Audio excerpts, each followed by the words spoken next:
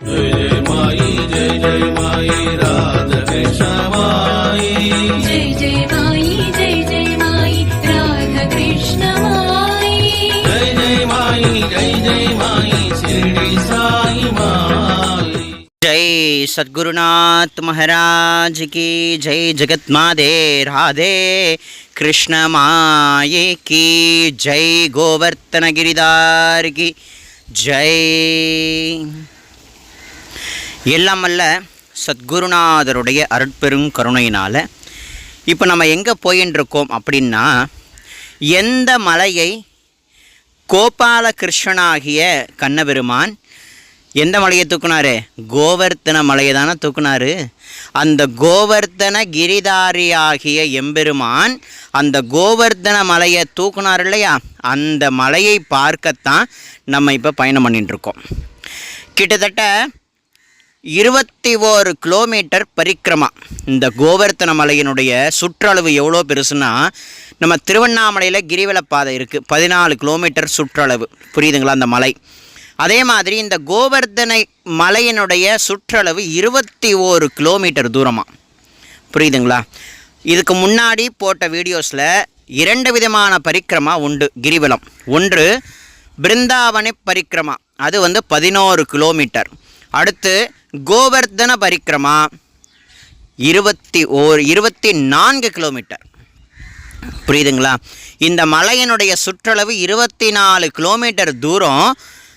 கிருஷ்ண பரமாத்மாவினுடைய பரமபக்தர்கள் இந்த 24 கிலோமீட்டரை வலம் வந்து கிருஷ்ணநாமத்தை சொல்லி வலம் வருவாங்களாம், கிரிவலமாக சுற்றுவார்களாம்.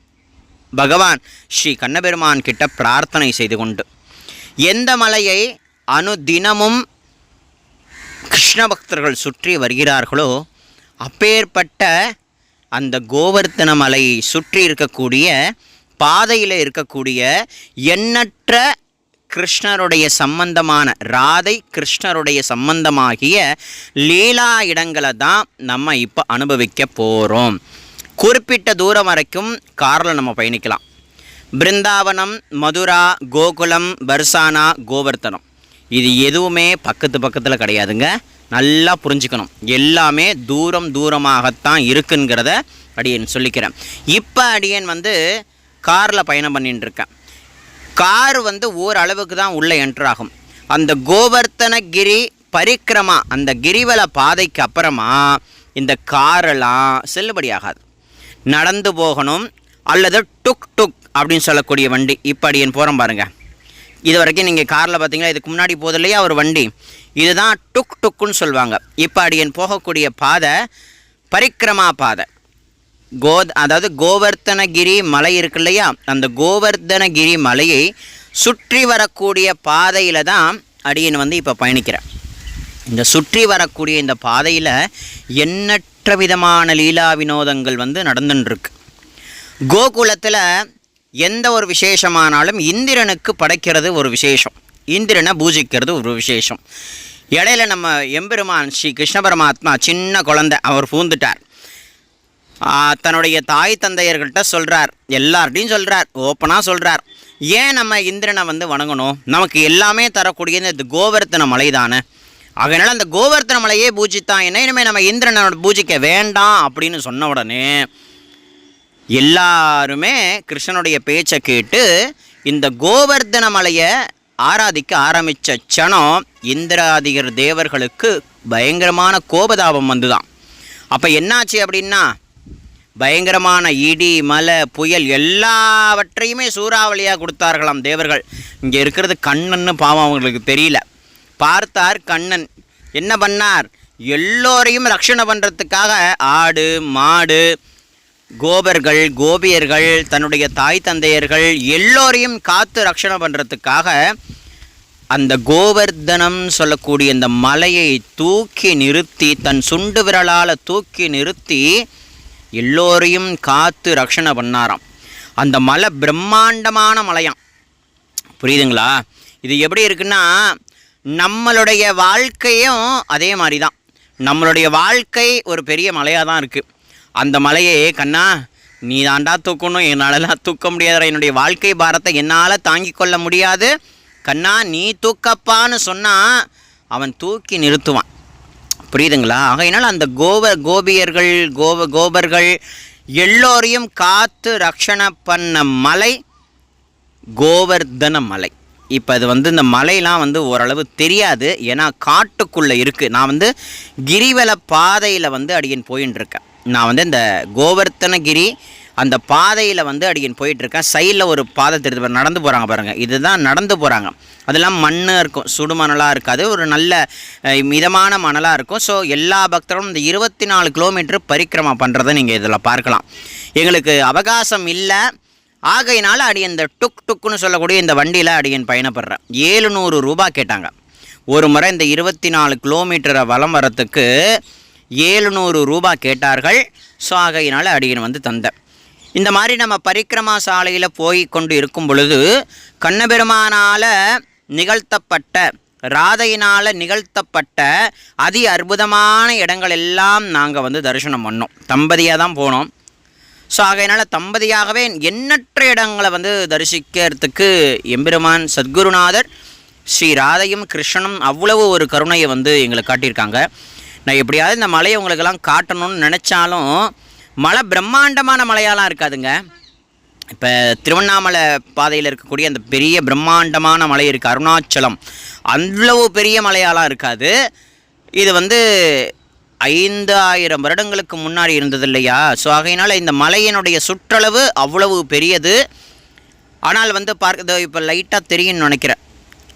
இப்போ நம்ம ஒரு இடத்துக்கு பார்க்குறீங்க இல்லையா, இந்த இடம் ரொம்ப புனிதமானது. ஸ்ரீ ராதைக்கும் கிருஷ்ணனுக்கும் சம்பந்தப்பட்ட லீலா வினோதம் நடந்த இடம். இந்த இடத்த முதல்ல நம்ம தரிசனம் பண்ணுவோம். அதுக்கப்புறமா கோவர்தன மலையினுடைய விஷயங்களை நம்ம அடுத்து பார்ப்போம். இப்போ நம்ம இறங்கக்கூடிய இடம் குசும் சரோவர் அப்படின்னு சொல்லக்கூடிய இடங்க. குசும் சரோவர் அப்படின்னு சொல்லக்கூடியது அதி அற்புதமான பகவானால் லீலா வினோதம் நடந்த இடம். இங்கே குசும் சரோவர்னு சொல்லக்கூடிய அதி அற்புதமான லீலா விபூதி நடந்த இடம். இங்கே ராதையானவள் பூக்களை பறிக்கிறதுக்காக தன்னுடைய தோழிகள் கூட வந்தாள். ராதை இங்கே வரதை உணர்ந்த கண்ணன் மாறு வேஷத்தில் வந்தார். ராதைக்கு தேவையான எல்லா பூக்களையும் அவர் பறித்தார். பறித்த உடனே சின்ன லீலா ராதைகிட்ட கொஞ்சம் கொடுக்கல, கொஞ்சம் கிண்டல் கேலி. ஆனால் மாறு வேஷத்தில் வந்திருக்கிறது கண்ணன்கிறது யாருக்கும் புரியல. அப்புறம் என்னாச்சுன்னா, அந்த பூக்களை ராதைகிட்ட கீழே கொடுக்கும் பொழுது அந்த பூக்கள் கீழே லைட்டாக தவறி விழுந்து மண்ணாயிட்டு. சரி, இப்போ இதை நம்ம கழுவணுமே இந்த பூக்களை, உடனடியாக ஊருக்கு போய் பர்சானாவுக்கு போகணுமேன்றதுக்காக யமுனா நதியில் போய் கழுவணும்னு சொன்ன உடனே பகவான் கண்ணபெருமான் இந்த ஒரு சரோவர், இந்த ஒரு குளத்தை உருவாக்கி அழகாக என்ன பண்ணார்னா, அந்த பூக்களை கழுவி கொடுத்த உடனே இங்கே வந்திருக்கிறது மாறு வேஷத்தில் வந்திருக்கிறது வேறு யாரோ இல்லை தோழிகளே, பங்கே வனவிகாரி. வனவிகாரினா இந்த வனத்துக்கே விகாரி அப்படின்னு சொல்லக்கூடிய ஒரு திருநாமத்தல் ராதை கொடுக்குறார். அதே அற்புதமான நாமம் அது. இந்த பங்கே விகாரி, வனவிகாரி, லீலா விகாரி, விளையாட்டு கண்ணன் இல்லையா? அந்த பூக்களை கொடுத்ததுக்கப்புறம் மாறு வேஷம் களைஞ்சிட்டு கண்ணன் தான் தெரிஞ்ச உடனே அதி அற்புதமான முறையில் கண்ணபெருமான் ராதைக்கு தலைவாரி பூச்சூட்டி விட்ட இடம் இது. அது மட்டும் இல்லை, நாரத பக்தி சூத்திரம், நாரத பக்தி சூத்திரம்னு கேள்விப்பட்டிருக்கோமே, இந்த இடத்துல தாங்க எழுதப்பட்டுச்சு. யார் எழுதுனான்னா நாரதரே எழுதியிருக்கார். இந்த இடத்துல நாரத ரிஷியாக வரலையாம், நாரதியாக வந்திருக்கார். நாரதர் நாரதி, நாரதினா ஒரு கோபிகையாக வந்தாராம். ஏன்னா இங்கே பிருந்தாவனத்தில் யார் என்றானாலும் கோபியாக தான் மாறினாதான் இங்கே கண்ணபெருமானுடைய அனுகிரகம் கிடைக்கும். இது ராதையினுடைய உத்தரவு, பிருந்தாவனத்தினுடைய உத்தரவு. நான் ஆணுக்கு இங்கே இடமே இல்லை, பெண் பாவத்தோடு யார் வந்தாலும் ஏற்றுக்கொள்ளப்படும் பிருந்தாவனத்தில். இப்போ அப்படின்னு சொன்னேன் இல்லையா, ஸ்ரீ ராதா பனபிகாரி ஜி டெம்பிள். இந்த ஆலயம் இந்த இடத்தினுடைய ஒரு லீலா வினோதம் நடந்த இடத்துக்கு சாட்சியாக கட்டப்பட்ட ஒரு ஆலயம் இது. இப்போ அடியில் ஒரு புகைப்படம், அழகான ஒரு புகைப்படம் காட்டுவேன். அதாவது ராதைக்கு கண்ணபெருமான் என்ன பண்ணுறாருனா தலை சீவி பூச்சி விட்டுறாராம். ராதை கையில் ஒரு கண்ணாடி இருக்குது. அதை வந்து அவர் அழகான ஒரு ரூபமாகவே உங்களுக்கு காட்டுறேன். இதை பார்த்தா உங்களுக்கு இப்போ புரியாது. அதை வந்து அடியன் வந்து உங்களுக்கு ஒரு படமாக காட்டுறேன். ஸோ அதை நீங்கள் அனுபவிக்கலாம். ஆகையினால இந்த இடத்த வந்து குசும் சரோவர் அப்படின்னு சொல்லி அழைக்கப்படக்கூடிய ஒரு அதி அற்புதமான ஒரு இடம். நிறைய புராண கதைகள் எல்லாம் உண்டு. இப்போ காட்டுறோம் பாருங்கள். இதை பாருங்கள். கண்ணபெருமான் ராதையினுடைய கூந்தல் அழகாக வாரிவிட்டு கையில் ஒரு கண்ணாடியை கொடுத்து, அந்த கண்ணாடியில் ராதையினுடைய முகம் இல்லையா, கண்ணனுடைய முகம் தெரியுதான். ஸோ அதி அற்புதமான லீலா வினோதம் நடந்த இடம் குசும் சரோவர். இந்த குசும் சரோவரை தாண்டி இன்னும் நிறைய இடங்கள் கண்ணபெருமான், இதெல்லாம் பெரிய வனமாக இருந்திருக்கு. கோவர்தனகிரி மலை இல்லையா, அந்த மலையை சுற்றி நிறைய வனங்கள்னால் நிறைய காடுகள் இருக்குமோ, நிறைய பூக்கள் இருக்கும், கனிகள் இருக்கும். பர்சானாலேருந்து ராதை தன் தோழிகள் கூட வருவாள். அடுத்து நம்ம கண்ணபெருமான் மாடு மேய்க்கிறதுக்காக இந்த பக்கம்லாம் வருவான். ராதையோடு சேர்ந்து விளையாடுவான், பாடுவான், ஆடுவான். அனைத்தும் அற்புத லீலைகள் நடந்த இடம். அடுத்த அடியன் வந்து ஒரு இடத்துக்கு போகிறேன். அந்த இடத்துக்கு பேர் என்னென்னா மானசி கங்கா அப்படின்னு சொல்லக்கூடிய இடங்க. மானசி கங்கா அப்படின்னா என்னென்னா மானசீகமாக உருவாக்கப்பட்ட கங்கா. இதை யார் உருவாக்குனா அப்படின்னா சாட்சாத்து கண்ணபெருமானே இந்த மானசி கங்காவை உருவாக்கியிருக்கார். அதாவது கார்த்திகை மாதத்து அமாவாசை அன்று இந்த கங்கை நதியை, இந்த கோவர்தன மலைக்கு கீழே கங்கை நதியை மானசீகமான முறையில் வர வைத்தாராம் நம் கண்ணபெருமான். இந்த கோகுலத்திற்காகவும் எல்லோருடைய நலனுக்காகவும் இந்த இடத்துல வந்து பகவான் வந்து ஒரு மானசீகமான முறையில் கங்காவை உருவாக்கியிருக்கார். புரியுதுங்களா? மானசீகமாகவே இந்த கங்கையை உருவாக்கி அப்படி ஒரு ஏரியை கொடுத்துருக்கார். இந்த இந்த இந்த இந்த இடம் இந்த இதுதான் அது. இப்போ நீங்கள் பார்க்குறீங்களே, தரிசனம் பண்ணுறீங்க இல்லையா, இந்த ஏரியினுடைய பெயர் மானசி கங்கா. பகவான் ஸ்ரீ கிருஷ்ண பரமாத்மா மானசீகமான முறையில் உருவாக்கிய கங்கா. கார்த்திகை மாதத்து அமாவாசை அன்னைக்கு தீபாவளி அன்று இந்த மானசி கங்காவை பகவான் மானசீகமான முறையில் கோவர்தனத்தில் இருக்கக்கூடிய எல்லோருக்காகவும், கோகுலத்தில் இருக்கிறவர்களுக்காகவும், பிருந்தாவனத்தில் இருக்கிறவர்களுக்காகவும், எல்லோருடைய நலனுக்காகவும் பகவான் லீலை புரிந்து உருவாக்கிய கங்கா, மானசி கங்கா அப்படின்னு சொல்லக்கூடிய இடம். நிறைய லீலா வினோதங்கள் நடந்த இடம்தான் இது. எல்லாமே எந்த பாதையில் இருக்குதுன்னு கேட்டிங்கன்னா கோவர்தன பரிக்கிரமா பாதையில் இருக்குது. பர்சானா ஒரு பக்கம் இருக்குது, பிருந்தாவனம் வேறு பக்கம் இருக்குது, மதுரா வேறு பக்கம் இருக்குது, கோகுலம் வேறு பக்கம் இருக்குது, இந்த கோவர்தனமும் வேறு பக்கம் இருக்குது. எதுவும் பக்கம் கிடையாது. புரியுதுங்களா? அதை வந்து நான் தெளிவாக சொல்லிடுறேன். இது எதுவுமே பக்கத்துலேயே கிடையாது. மதுரா, பிருந்தாவனம், கோகுலம், பர்சானாக்கெலாம் போகிறோம்னா அட்லீஸ்ட்டு ஒரு 4 நாட்கள். நான் வந்து தங்கினது 4 நாள் தங்கியிருக்கேன். அப்படி இருந்தாலும் நிறைய இடங்களை என்னால் பார்க்க முடியல. ஏன்னா டைம் இல்லை. 4 நாள் தங்கினதுக்கே எங்களால் நிறைய இடங்களை பார்க்க முடியல. அப்படின்னா இந்த 4 நாள் தங்கினதுக்கே இவ்வளவு இடங்களை வந்து குருநாதர் வந்து காண்பித்து கொடுத்தார். ஆகையினால இந்த இடங்களெல்லாம் நீங்கள் பார்த்து அனுபவிக்கிறீங்க. கண்ணபெருமானால் உருவாக்கப்பட்ட மானசி கங்கா அப்படின்னு சொல்லக்கூடிய அதி அற்புதமான ஒரு மனதை கவரக்கூடிய ஒரு இடம். இந்த மானசி கங்காவை பார்த்தாலே நம்மளுடைய மானசீகமான ஹிருதயத்தில் கண்ணபெருமானுடைய திருநாமத்தையும் ராதையினுடைய திருநாமத்தையும் ராதே கிருஷ்ணான்ற நாமத்தை சொல்லிக்கொண்டே இருந்தோமேயானால் நம்மளுடைய ஹிருதயத்திலையும் கங்கா வந்து நம் ஹிருதயத்தில் ஒரு ஓரமாக இருக்கு இல்லையா, பாபதாபங்கள் எல்லாம், காம குரோத லோப மோக மதம் ஆச்சரியம்னு சொல்லக்கூடிய பாவங்கள் இருக்குல்ல, எல்லாத்தையும் அந்த கங்கா போக்கிடுவார். உள்ளுக்குள்ள ராதை கிருஷ்ணன் நாமும் இருந்தார். ஆகையினால இப்போ நம்ம அந்த பரிக்கிரமா சாலையில் தான் போயின்னு இருக்கோம். ஓரளவு வந்து நம்ம இந்த இடங்களெல்லாம் வந்து குருநாதருடைய அருட்பெரும் கருணையினால் வந்து நம்ம தரிசிக்கலாம். நிறைய இடங்களை வந்து காட்டினாங்க. ஆனால் அடியன் வந்து இந்த வீடியோவில் ஒரு 2 இடங்களை மட்டும்தான் அடியன் வந்து காட்டியிருக்கேன். இதெல்லாம் வந்து கண்ணபெருமானுக்காக கட்டப்பட்ட அதி சுந்தரமான ஆலயங்கள். இது எல்லாவற்றையுமே 24 கிலோமீட்டரை வந்து ராதே கிருஷ்ணா ராதே கிருஷ்ணா ராதே கிருஷ்ணா ராதே கிருஷ்ணா ராதே கிருஷ்ணா ராதே கிருஷ்ணா ராதே கிருஷ்ணா ராதே கிருஷ்ணா ராதே கிருஷ்ணா சொல்லக்கூடிய அந்த நாமாவளியை ஆத்மார்த்தமாக, அதாவது இங்கே நடக்கக்கூடிய ஒவ்வொரு பக்தர்களுடைய மனசில் ராதா கிருஷ்ண தியானம் நடந்து தான் போகிறாங்க.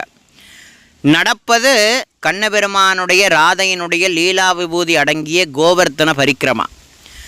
புரியுதுங்களா? அவரோட ஹிருதயமானது தியானிக்கிறது ராதையையும் கிருஷ்ணனையும் லீலா விபூதிகளையும். நாக்குன்னு ஒன்று இருக்கே, வாக்கு, அது ராதே கிருஷ்ணான்னு சொல்லக்கூடிய நாமாவளியே சொல்லி கொண்டு இருக்கு. கண்கள் இருக்கே, கண்கள், அந்த கண்கள் கண்ணபெருமானுடைய லீலா விபூதி நடந்த இடங்களை எல்லாவற்றையுமே ஆழமான ஹிருதயத்தோட அவனை தவிர்த்து ராதையினுடைய அந்த பாவத்தை தவிர்த்து வேறு எந்த விஷயத்திலும் ஈடுபடாமல் ராதா கிருஷ்ண பாவத்தோடு ராதா கிருஷ்ண ரூபத்தோடையே ஒன்றின மனதோட இந்த இடங்களெல்லாம் இந்த பரிக்கிரமா சாலையில் நம்ம நிறைய பக்தர்களை பார்க்கலாம் அப்படின்றத மடியன்னு சொல்லிக்கிறேன். ஸோ நீங்களாம் பரம பாக்கியம் பண்ணியிருக்கணும். இந்த மாதிரி இதோ இப்போ இது பார்க்குறீங்க இல்லையா, இது உள்ளுக்குள்ளே தாங்க ஓரளவு லைட்டாக தெரியுது பாருங்கள். பிரம்மாண்டமான மலையாலாம் இல்லை, ஓரளவு சின்ன மலை. உள்ளெல்லாம் பச்சை பச்சையெல்லாம் இல்லை, எல்லாம் காஞ்சி போய் இருக்குது. இந்த மலையினை சுற்றி இருக்கக்கூடிய இடங்கள் உள்ளுக்குள்ளே எல்லா பக்தர்களும் நடந்து போகிறத நீங்கள் சில பக்தர்கள் அதை உட்காந்துருக்காங்க பார்த்தீங்களா, உள்ளுக்குள்ளேயும் நடந்து போகலாம். அதையும் அடியேன் தெளிவாக சொல்லிக்கிறேன். உள்ளுக்குள்ளேயும் நடந்து போகலாம். இதுக்கு உள்ளடங்கி தான் அந்த மலை இருக்குது. சமதளமாக தான் இருக்குது, ரொம்ப ஹைட்டு அப்படிலாம் இவ்வளோ பெரிய அடி உயரம் அப்படிலாம் சொல்கிறோமே, அவ்வளவு அடி உயரம்லாம் இல்லை. என்ன சொல்கிறது அப்படின்னா, நம்ம இங்கேருந்து பார்த்தாலே மலை ஓரளவு தான் தெரியுது கண்களுக்கு. மலையாக தெரியல, நிறையா செடி கொடிகள் தெரியுது பாருங்கள். அந்த மலையை இந்த செடி கொடிகளே அப்படியே மூடி மறைச்சிருக்கு. புரியுதுங்களா? நீங்கள் பார்க்கக்கூடிய அந்த தன்மையை பாருங்கள். மரம் செடி கொடிகளே இந்த மலையை, கோவர்தன மலையை, இந்த மலையைத்தான் பகவான் ஸ்ரீ கிருஷ்ண பரமாத்மா 24 கிலோமீட்டர் சுற்றளவுள்ள இந்த மலையை அன்று துவாபர யுகத்தில் கண்ணபெருமான் எல்லோரையும் ரக்ஷணை பண்ணுறதுக்காக, காத்து ரக்ஷணை பண்ணுறதுக்காக தூக்கிய மலை இந்த கோவர்தன மலை. இங்கெல்லாம் நீங்கள் அவசியம் கட்டாயம் அனுபவிக்கணுன்றதை பிரார்த்தனை பண்ணிக்கிறேன். பிருந்தாவனம் வந்தால் 11 கிலோமீட்டர் பரிக்கிரமா பண்ணணும், கிரிவலம் சுற்றணும். முடிந்தால் சுற்றலாம் கால்நடையாக, ஹிருதயத்தில் ராதாகிருஷ்ண பாவத்தோடு, அல்லது இந்த மாதிரி டுக் வண்டியோடு நம்ம பயணப்படலாம். கோவர்தனம் வந்தால் 24 கிலோமீட்டர் நம்ம பயணப்படணுன்றதையும் அப்படின்னு சொல்லிக்கொள்கிறேன். இப்போ ஒரு பசுமாடு ஓடி வரும் பாருங்கள், அது பார்க்குறதுக்கே எனக்கு அழகாக இருந்தது பாருங்கள். ராதே கிருஷ்ணா ராதே ராதே கிருஷ்ணா ராதே கிருஷ்ணா ராதே பரிக்கிரமா பண்ணுறாங்க போல் இருக்கு பாபா. எவ்வளோ அழகாக அது நேராக இதே பாதையில் எதையும் ஒதுங்காமல், யாரோடையும் எந்த டிஸ்டர்பும் பண்ணாமல் அது பாட்டுக்கு ஓடி வரக்கூடிய அழகுது. புரியுதுங்களா? ஸோ இதெல்லாம் பார்க்க பார்க்க கண்கோடி வேண்டும். இந்த மாதிரி இடங்கள் எல்லாம் பார்ப்பதற்கு இதோ பாருங்கள், இந்த மலை தெரியுது பாருங்கள், ஓரளவு தெரியுது பாருங்கள். இந்த மலை இப்போ நல்லா தெரியுதுன்னு நினைக்கிறேன். ஸோ நல்லா பார்க்கலாம் இந்த மலையை. அதோ தெரியுது பாருங்கள் அந்த மலை. இந்த மலை தாங்க கோவர்தன கிரிதாரியினுடைய தூக்கி நிறுத்திய மலை கோவர்தன மலை. அதி அற்புதமான சுந்தரமே வடிவான மலை அப்படின்றத அப்படின்னு சொல்லிக்கிறேன். ஸோ இதுக்கப்புறம் வரக்கூடிய ஒவ்வொரு வீடியோக்களையும் நீங்கள் தொடர்ந்து அனுபவிக்கணும். கட்டாயம் வாழ்க்கையில் ஒரு முறையாவது பிருந்தாவன மதுரா யாத்திரையை எல்லோரும் அனுசரிக்கணும் அப்படின்றதையும் பிரார்த்தனை பண்ணிக்கொள்கிறேன். எல்லாமல்ல சச்சிதானந்த சத்குருநாதருடைய அந்த அருட்பெரும் கருணையினால் இந்த பரம பாக்கியம் அடியனுக்கு கிடைச்சிது. அடியனுக்கு கிடைச்ச இந்த பாக்கியத்தை அடியன் முதல்ல உணர்ந்து கொண்டு, பிறகு இந்த ஒரு வீடியோ பதிவு மூலமாக உங்களுக்கும் இந்த ஒரு வீடியோவை வீடியோவாக காட்டாமல் ஒரு பிரசாதமாக இதை சமர்ப்பிக்கிறேன். இது எல்லாவற்றையும் நீங்கள் ஏற்றுக்கொண்டு எல்லாமல்ல சமர்த்த பாருங்கள் பரிக்கிரமா சாலையில் இப்படி தாங்க இந்த மாதிரி கூட பரிக்கிரமா பண்ணுறாங்க.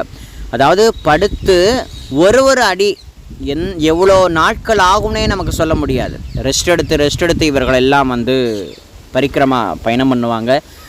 அவ்வளோ பக்தி இல்லாதவர்கள் இந்த இடங்களெல்லாம் பார்த்தாலும் இங்கே இருக்கிறவர்களுடைய இந்த வாக்கில் வரக்கூடிய ராதே கிருஷ்ணா, அந்த நாமத்தை கேட்டாலும் பக்தி வராதவர்களுக்கும் கூட பக்தி லவலேசம் வந்துடும்.